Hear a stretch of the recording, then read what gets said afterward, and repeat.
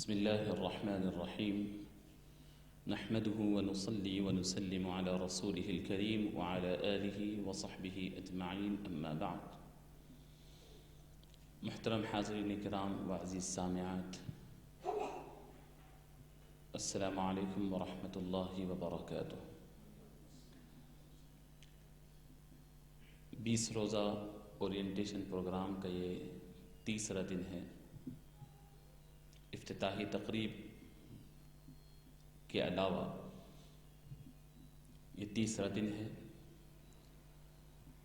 الحمدللہ اللہ کے فضل و کرم سے یہ ہماری کوششیں، ہماری محنتیں اللہ کی توفیق سے کارکرد ثابت ہو رہی ہیں۔ آج کی اس تیسری محفل میں جو اہم عنوان میرے ذمے ہے وہ اسلام کا عائلی نظام یعنی خاندانی نظام۔ اس سے پہلے آپ حضرات مسلم پرسنل لا کے اوپر اور شریعت اسلامیہ کی وسعت اور اس کی جامعیت پر آپ 2 الگ الگ لیکچر سماعت فرمائے۔ آج اسلام کا خاندانی نظام، عائلی نظام، اس کے متعلق چند ضروری باتیں آپ حضرات کو گوش گزار کرتا ہوں۔ دیکھیں، اس دنیا کے اندر اللہ رب العزت نے انسان کو پیدا کیا، انفرادی طور پر انسان اکیلا اس دنیا میں آیا ہے، لیکن اس کے بعد انفرادی زندگی اور فرد کے بعد خاندان سے پھر معاشرت اور معاشرت سے پھر تہذیب بنتی ہے۔ خاندانی نظام کو سمجھنے سے پہلے تہذیب کو سمجھنا ضروری ہے۔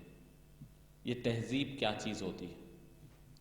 تہذیب یعنی کلچر۔ کلچر کسے کہتے ہیں اور کلچر کس سے بنتا ہے؟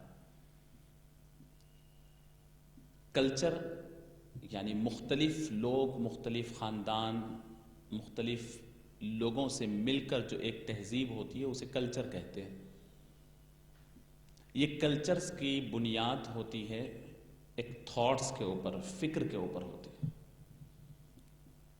یہ کلچر بنانے والے بعض مرتبہ کوئی انسان ہوتے ہیں، یعنی کوئی بڑے لوگ پہلے کچھ افکار کو ڈیزائن کرتے ہیں، اس افکار کے اوپر لوگوں کو چلاتے ہیں، اس سے کلچر بنتا ہے۔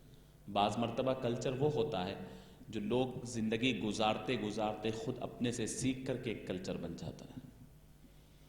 یہاں پر ہم اس کلچر کی بات نہیں کریں گے جو خود بخود لوگوں کی زندگیوں سے ڈیولپڈ ہو چکا ہے، اس کلچر کی بات نہیں کریں گے، کیونکہ اس کی نہ کوئی بنیاد ہوتی ہے، نہ اس کا کوئی انتہا اور کوئی مقصد ہوتا ہے۔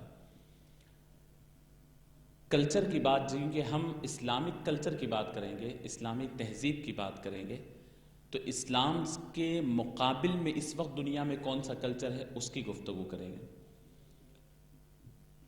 کلچر کی بنیاد ہوتی ہے کسی فکر کے اوپر، کسی تھاٹ کے اوپر۔ اسلام نے فکر دیا ہے کہ اسلام کی بنیادی فکر کیا ہے۔ انسانی معاشرہ، انسانی تہذیب کے بننے کے لیے، کیونکہ انسانوں کی بات کر رہے ہیں ہم، انسان کی تہذیب کی بات کر رہے ہیں، انسان کے تمدن کی بات کر رہے ہیں، اس کی تہذیب کی جب بات کر رہے ہیں تو آپ کو جس کے رہنے سہنے کی گفتگو کر رہے ہیں، آپ کی فکر اس کے متعلق کیا ہے پہلے وہ جان لیں۔ یعنی انسان کا کلچر میرے پاس یعنی اہل اسلام کے پاس کیا ہے اور مغرب ویسٹرن کے پاس کیا ہے، انسان کا تصور ان کے پاس کیا ہے اور اسلام کے پاس کیا ہے۔ قرآن مجید میں انسان کا جو تصور دیا گیا ہے، اللہ رب العزت فرماتے ہیں لَقَدْ خَلَقْنَا الْإِنسَانَ فِي أَحْسَنِ تَقْوِيمٍ، ہم نے انسان کو بہترین سانچے میں ڈھال کر کے پیدا کیا۔ لَقَدْ خَلَقْنَا الْإِنسَانَ فِي أَحْسَنِ تَقْوِيمٍ، اللہ نے فرمایا، اللہ رب العزت نے انسان کو بہترین، اور فرمایا وَلَقَدْ كَرَّمْنَا بَنِي آدَم، ہم نے بنی آدم کو یعنی انسان کی اولاد کو، آدم کی اولاد کو ہم نے عزت دے کر کے پیدا کیا، مقام دے کر کے پیدا کیا۔ اللہ رب العزت نے اسی طریقے سے قرآن پاک میں فرمایا کہ انسانوں کے لیے ہم نے زمین اور آسمان، چاند اور سورج سب انسان کے لیے مسخر کر دیے۔ قرآن پاک ہی میں اللہ رب العزت نے یہ بھی ارشاد فرمایا کہ یہ جو کچھ پیدا کیا گیا ہے اے انسان، یہ تیری خاطر پیدا کیا گیا ہے۔ قرآن کے نظریے سے، اسلام کے نظریے سے انسان اس کائنات کا روح رواں ہے۔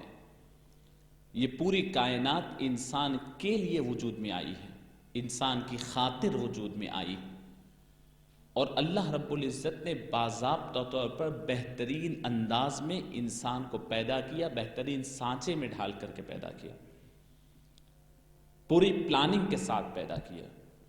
انسان کے بارے میں اسلام کا تصور یہ ہے، اور یہ بھی اسلام کا تصور ہے کہ انسان اس دنیا میں جب آ رہا ہے تو اس کے ہر کام کے متعلق وہ جواب دہ ہے کہ جو کچھ وہ زندگی گزارے گا اسے اس کا جواب دینا ہوگا۔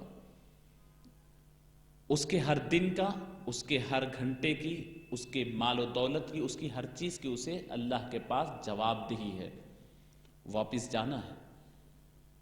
اور یہ بھی بتلایا کہ اس پوری کائنات کی جتنی مخلوقات ہے یہ انسان کے فائدے کے لیے پیدا کی گئی، ہر ایک کا کام انسان کو فائدہ پہنچانا، اور انسان کا کام اللہ کی عبادت کرنا۔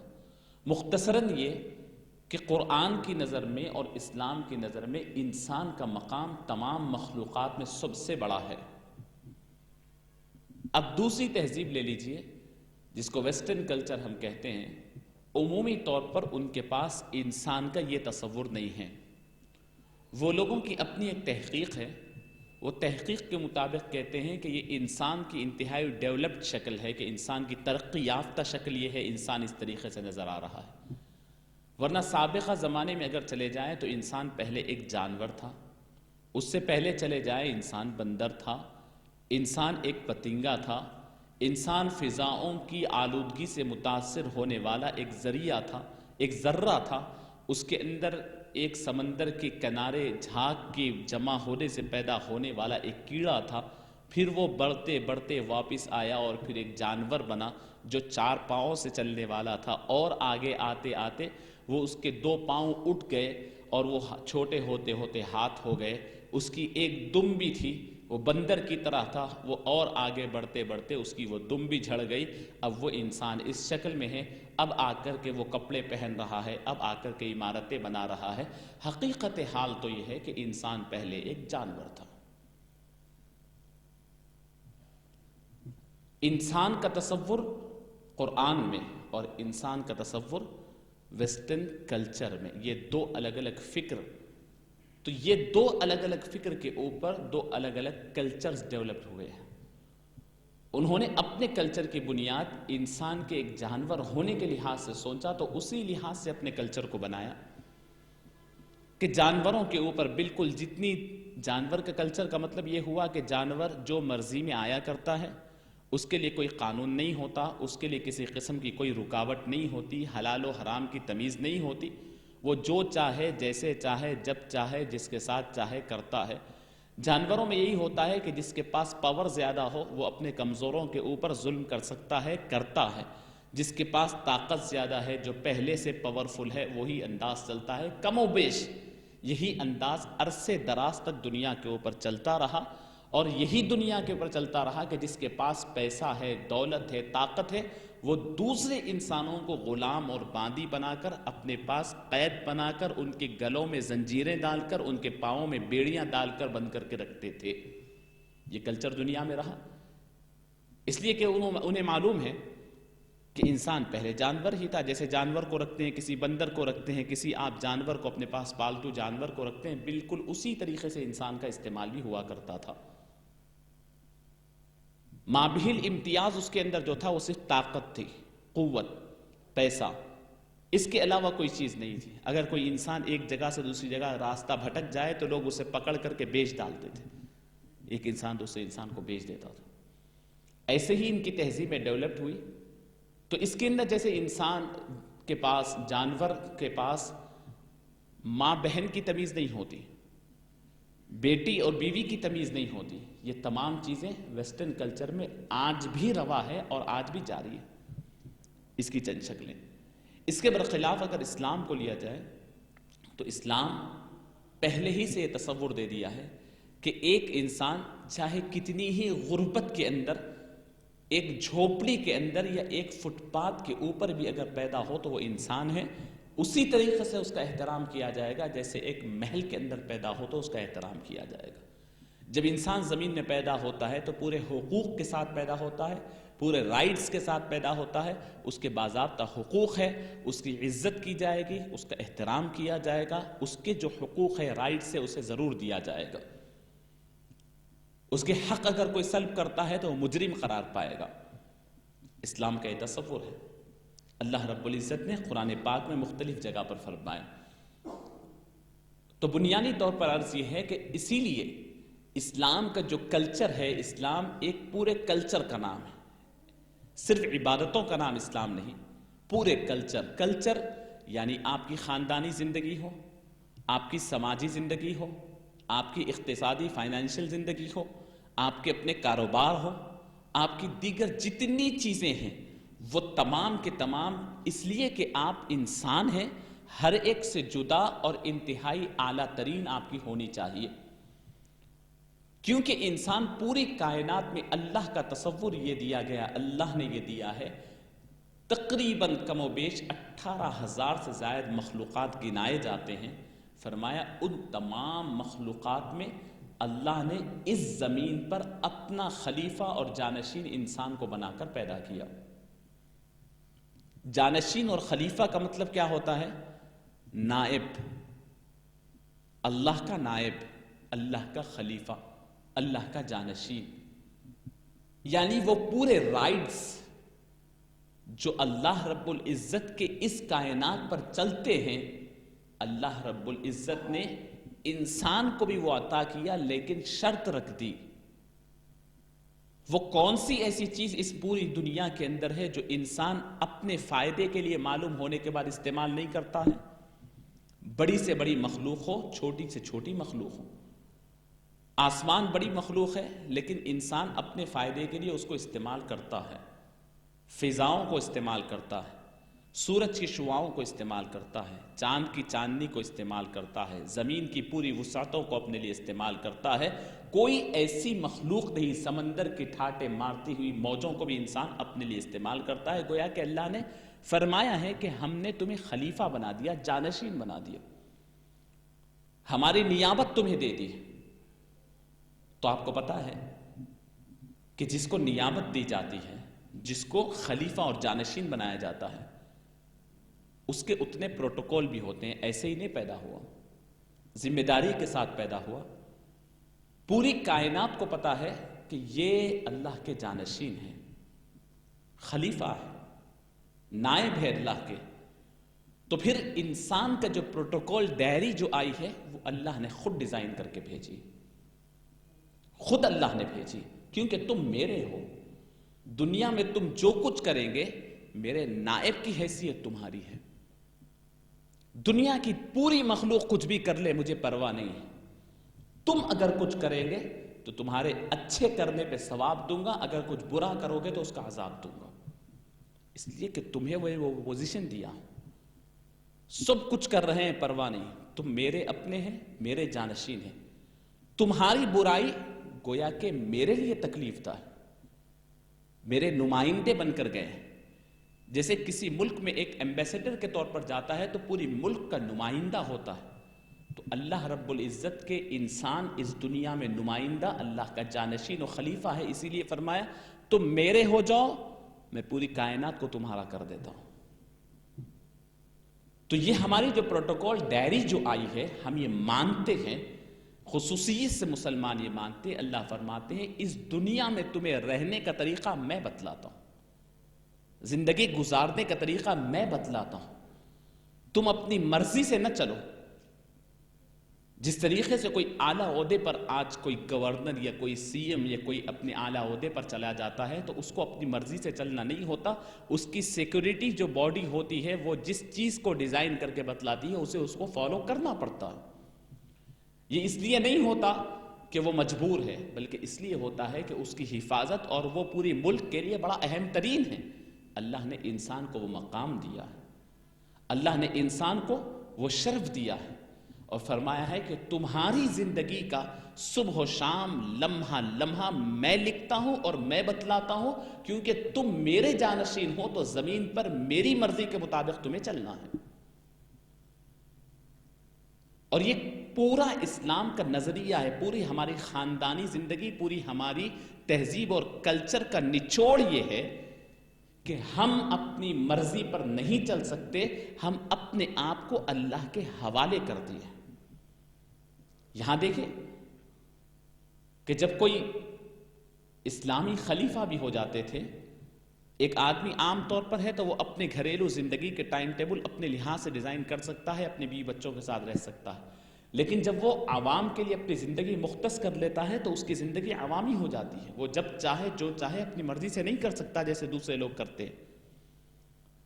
تو مسلمان کے لیے یہ پہلی چیز مان لینا ہے، لا الہ الا اللہ محمد الرسول اللہ جب وہ پڑھ لیا ہے تو اس نے یہ وعدہ کر لیا ہے اللہ سے، یہ معاہدہ کر لیا ہے کہ میں مرضی کی زندگی نہیں گزاروں گا، آپ کی مرضی کی زندگی گزاروں گا۔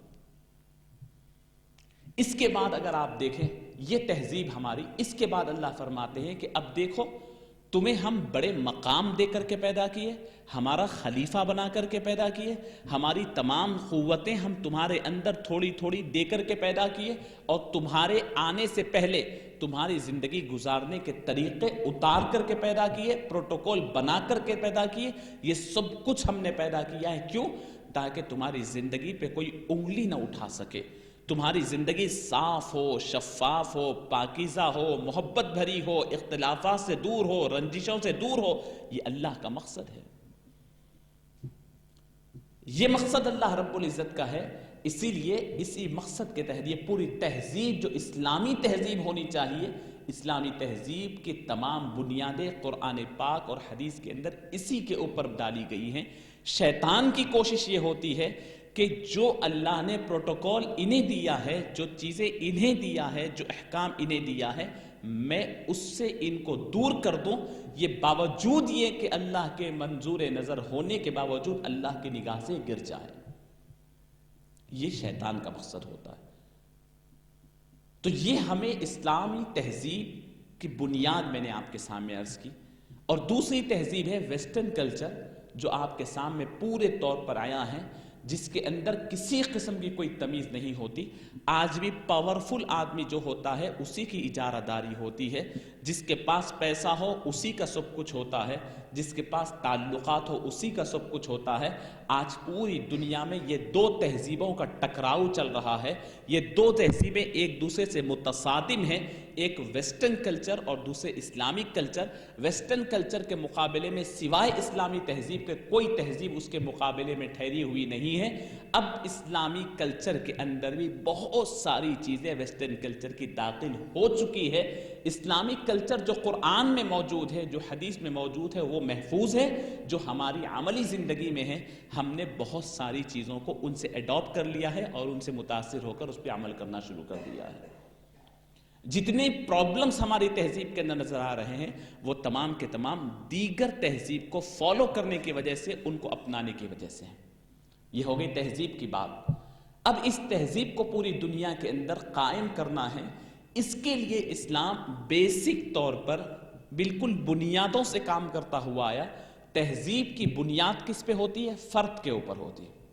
ایک فرد، افراد سے خاندانیت بنتی ہے، خاندانیت سے معاشرت بنتی ہے، معاشرت سے جا کر کے تہذیب و تمدن بنتا ہے۔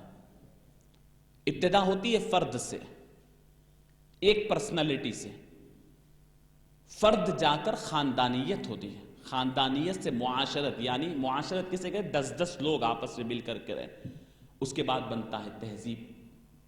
یہ پورے کلچر کے اندر جتنے افراد ہیں ایک ایک فرد سے تو بنیں گے نا، تو فرد کے اوپر محنت کی، ایک ایک فرد کو سنوارا، سدھارا، باضابطہ ایک ٹاپک ہے فرد کے اوپر محنت کیسی ہونی ہے اور اس کو کس طریقے سے سدھارنا چاہیے۔ اس کو دو حصوں میں تقسیم کیا اسلام نے۔ لوگ فرد کو صرف انسان کی باڈی کے طور پر ناپ کر اس کو صرف 6 فٹ 5 فٹ کا انسان سمجھتے ہیں، لیکن اسلام کے پاس انسان کے دو طریق، دو یعنی سائڈ سے، ایک اس کا ظاہر، ایک اس کا باطن، ایک اس کا جسم، دوسری اس کی روح، ایک اس کا جسم، دوسرے اس کی اندرونی کیفیت۔ اسلام یہ دونوں اعتبار سے اسے سجاتا ہے، سنوارتا ہے، ڈھالتا ہے، مہذب بناتا ہے۔ صرف جسم کی پرورش پر خاموش نہیں بیٹھتا، بلکہ اس کے روحانیت کو بھی ڈیولپ کر کر اسے بااخلاق بناتا ہے۔ ایک ہی جملے میں اللہ نے فرما دیا، میرے پاس تمہارے جسم قابل اعتبار نہیں، تمہارا دل قابل اعتبار ہے، تمہاری روح قابل اعتبار ہے۔ تو جس طریقے سے دنیا کے اندر انسان بچے کی پیدائش کے بعد سے، بلکہ پیدائش سے پہلے حمل ٹھہرنے کے بعد 9 مہینے تک ڈاکٹرز دیکھ کر جس طریقے سے لمحہ بلمحہ ویکلی طور پر اسے ٹریٹمنٹ کر کر بچے کو صحت مند رکھتے ہیں، اسلام بھی انسان کی روح کی طرف توجہ دے کر اسٹیپ بائی اسٹیپ اسے محفوظ اور منظم رکھنے کی پوری طریقے بتلایا ہے۔ پیدائش کے بعد سے انسان کی تمام بیماریوں سے بچانا، وائرل سے بچانا، تمام چیزوں سے بچا کر کے اسے جوانی کی دہلیز تک پہنچانے کی جسمانی جتنے اصول ہیں، اسلام نے روحانی طور پر اس کی روح کو ہر قسم کی برائی اور گندگی سے بچانے کی پورے اسلام نے طریقے بتلائے ہیں جو کسی مذہب میں موجود نہیں ہیں۔ یہی نہیں بلکہ اسلام نے اس کی روح کو اس طریقے سے تیار کیا، اور ہمارے پاس یہ تصور ہے کہ یہ جو جسم ہے یہ ختم ہونے والا ہے، لیکن روح ہے جو ایک بار پیدا ہو گئی تو پھر ختم ہونے والی نہیں ہے۔ بہرحال فرد کی تیاری ایک الگ سے موضوع ہے۔ اس کے بعد بات آتی ہے خاندانیت کی۔ یہ بڑی اہم بات ہے اور ہمارا موضوع یہی ہے۔ اب یہاں سے جتنے اس کے بعد کے ٹاپک چلیں گے پوری اسی خاندانیت کو بنانے کے لیے ہوگے۔ یہ ایک پورا تسلسل تھا، ایک پورا سیاق و سباق اور ایک بیک گراؤنڈ تھا جو یہاں تک لے آیا گیا۔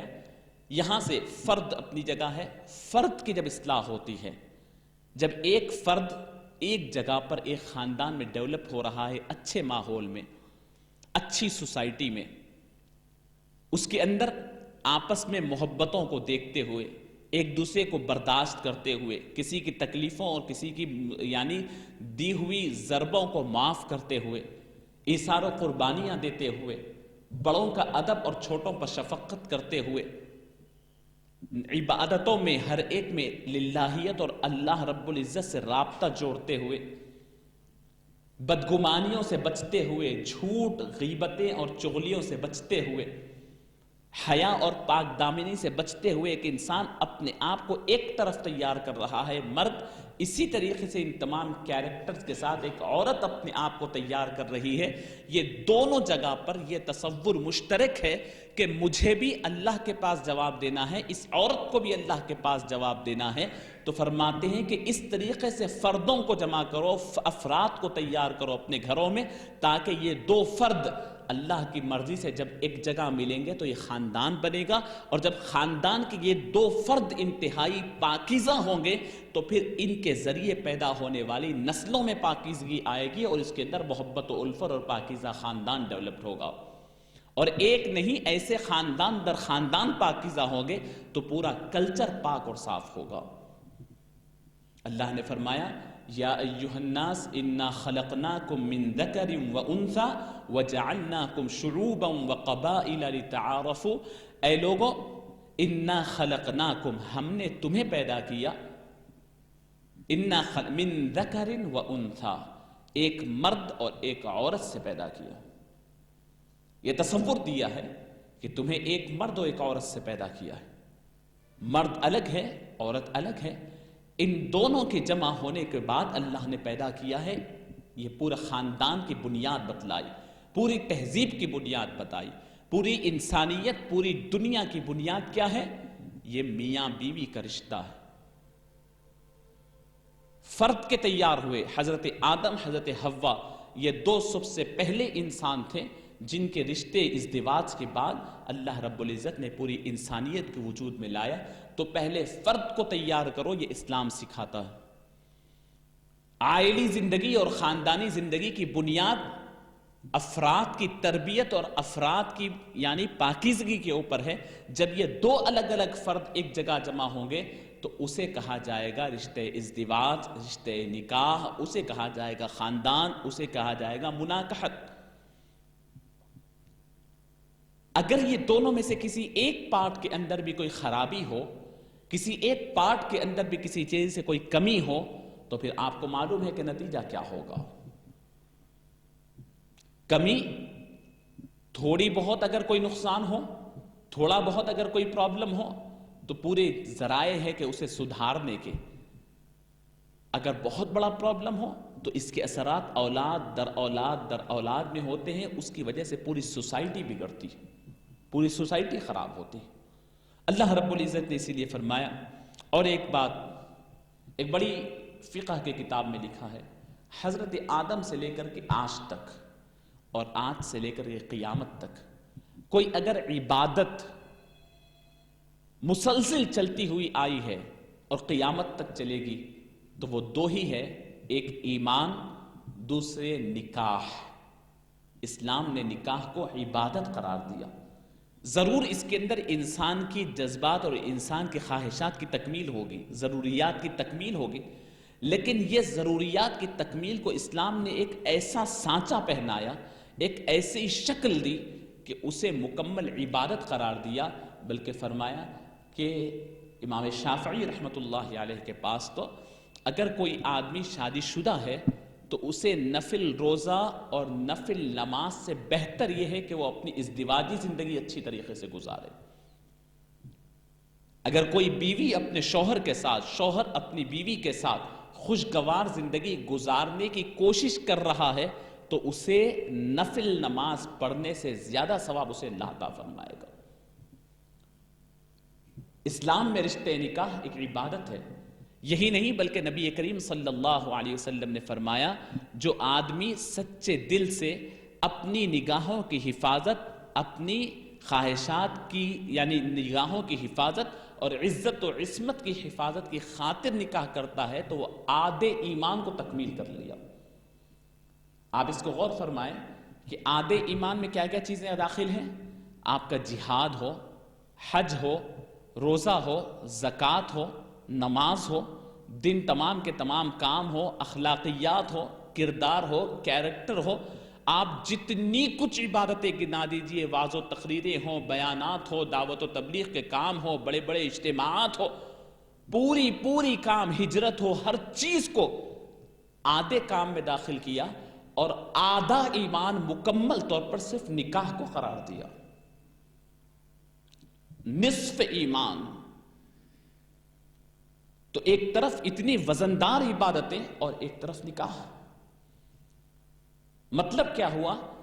یہی ہے کہ یہ تمام عبادتیں مل کر بھی ایک پارٹ کو تکمیل کر رہے ہیں اور ایک پارٹ مکمل نکاح ہے، اس لیے کہ یہ تمام عبادتیں اللہ سے راستہ بنانے کے ہیں، راستہ خدا سے بنانے کے ہیں۔ نماز میں، روزے میں، زکوٰۃ میں، حج میں، جہاد میں، ہجرت میں، یہ تمام چیزیں بندہ اللہ سے رشتہ بناتا ہے، اور اس سے یہ ہوگا کہ آدمی اپنی پکچر کو اللہ کے سامنے کلیئر کر رہا ہوگا۔ لیکن یہ نکاح کے بعد انسان پوری روئے زمین کے اوپر اللہ کا ایک نمائندہ بن کر، اللہ کا ایک بندہ بن کر ایک زندگی لوگوں کے ساتھ گزارتا ہے تو اللہ کے دین کا ایک نمائندہ بن جاتا ہے۔ بیوی کے سامنے جب وہ معاہدہ کرتا ہے نکاح کا تو اللہ کے نام پر کرتا ہے، اور اس کی پاسداری وہ اس وجہ سے بھی کرے کہ میری اپنی بیوی بھی ہے اور میں نے خدا کے نام پر اس پہ وعدہ کیا ہے، مجھے اس کی پاسداری کرنا۔ میرے اپنے رشتہ داروں کے سامنے، میرے اپنے پڑوس کے سامنے، میرے اپنے خاندان کے سامنے، میرے باہر والوں کے سامنے، فرشتوں کے سامنے، ہر ایک کے سامنے میرے رب کی بات کی میں کتنا لحاظ رکھتا ہوں، یہ لوگوں کو بتلانا ہے۔ عبادتوں میں کام اللہ سے جوڑنے کا ہوتا ہے، نکاح کے اندر کام زمین پر خدا کی سلطنت کو برپا کرنے اور خدا کی تہذیب کو پھیلانے کا کام ہے۔ اس وجہ سے نصف ایمان ہے۔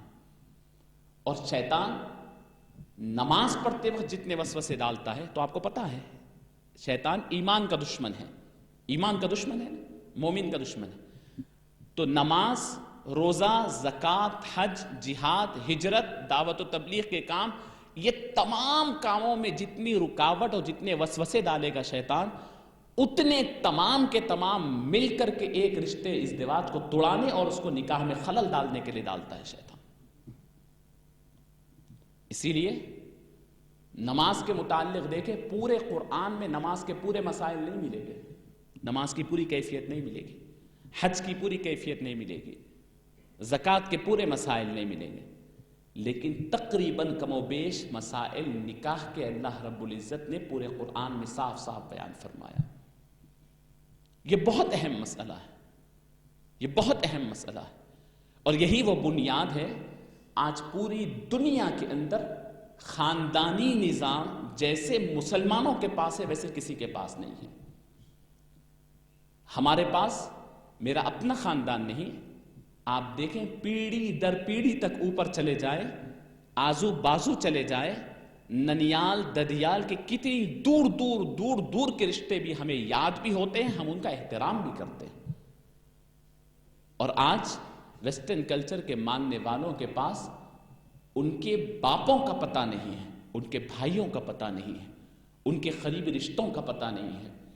تو یہ عائلی نظام جو اسلام کا ہے، یہ آج پوری دنیا میں لوگوں کو کھٹک رہا ہے، لوگوں کو تکلیف دے رہا ہے کہ مسلمانوں کے اس نظام کو پھوڑ دو، مسلمانوں کے اس نظام کو ختم کر دو۔ تو عزیزان گرامی، اللہ رب العزت نے فرمایا، اسی لیے فرمایا اے لوگو ایسے موقع پر خدا سے ڈرو۔ اب پتا چلا کہ ہمیں خدا سے ڈرو کی بات کیوں کہی گئی نکاح کے معاملے میں؟ اللہ سے ڈرو، اللہ سے ڈرو، اللہ سے ڈرو، اس لیے کہ نماز میں جتنا ڈرنا چاہیے، روزے میں جتنا ڈرنا چاہیے، زکوٰۃ و حج جتنا ڈرنا چاہیے، یہ نصف ایمان ہے، اس میں اس سے سب سے زیادہ اس میں ڈرنا چاہیے۔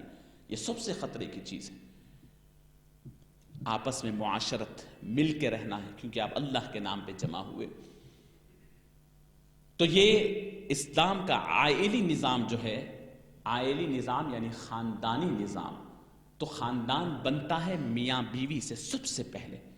یہ میاں بیوی کے رشتے ہی کی وجہ سے ماں، نانی، ننیال پورا وجود میں آیا، باپ، دادی، دادا، ددیال پورا وجود میں آیا، سسرال اسی وجہ سے وجود میں آیا، بیٹا، پوترا، پرپوترا، بیٹی، نواسا، نواسی، پرنواسی، یہ پورے جتنے رشتے ہیں یہ صرف اور صرف وجود میں آئے ہیں تو میاں بیوی کے رشتے کی وجہ سے وجود میں آئے۔